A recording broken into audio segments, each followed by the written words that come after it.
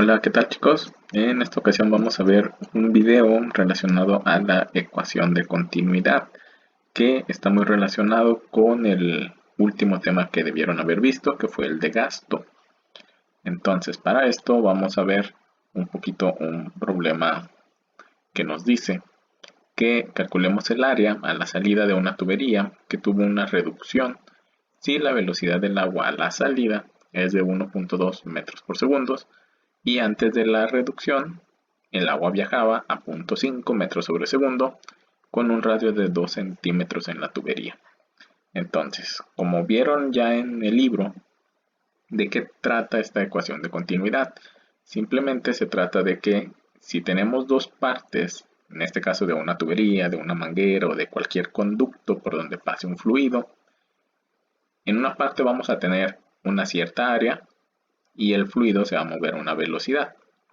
Pero en la segunda parte, ya sea si se hizo más pequeña o más grande, va a tener un área diferente y una velocidad diferente. Y si recuerdan, esta área y esta velocidad se relacionan con los gastos. Entonces, ya dejando un poquito más clara esa parte de la teoría, pues vamos a ver los datos. De aquí, si se fijan, nos va a dar dos velocidades. Nos va a dar la velocidad a la salida y la velocidad al inicio.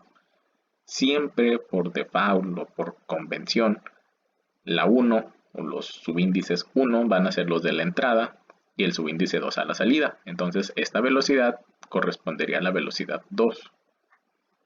Luego tendríamos la velocidad 1, la de la entrada, que sería de 0.5 metros por segundo. Y luego nos da un radio, no nos da un área, pero nos da un radio a la entrada. ¿Este radio para qué nos va a servir?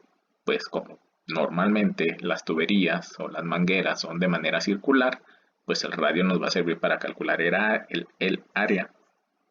De aquí, pues nos va a estar preguntando que calculemos primeramente el área 1, porque la vamos a necesitar, y nos va a preguntar el área 2.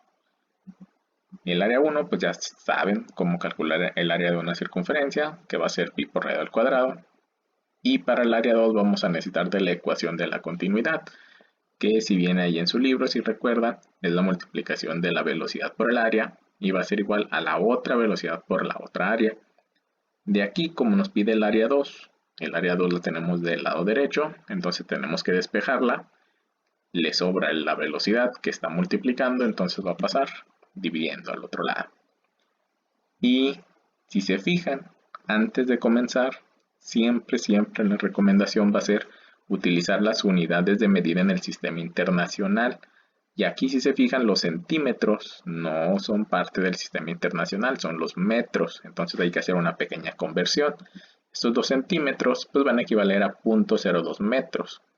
O si utilizan también la notación científica, recuerden que el centi, el prefijo centi, significa por 10 a la menos 2. Si tienen conflictos y todavía batallan con las conversiones, les sugiero que vayan a ver el otro video de las conversiones o que recuerden la parte de la notación científica y los prefijos. De aquí pues ya simplemente hay que hacer operaciones. Por ejemplo, para el área 1 pues tenemos pi por el radio al cuadrado. Entonces el radio era de 0.02 al cuadrado. Eso nos da 4 por 10 a la menos 4. Recuerden que esta notación científica, ese por 10, es una tecla de ahí de la calculadora, la tecla X, o la que dice por 10, y luego en menos 4. Y de aquí, pues si hacemos operaciones, nos va a quedar 1.256 por 10 a la menos 3 metros cuadrados, porque recuerden que el metro se elevó al cuadrado. También la sugerencia es que el pi lo utilicen directamente en la calculadora. En la calculadora aparece el pi. Normalmente está arriba de una tecla y de color amarillo, es decir, utilizando el shift. Y por último, pues ya simplemente es calcular el área 2, que ya tenemos despejada esa fórmula, solamente hay que sustituir.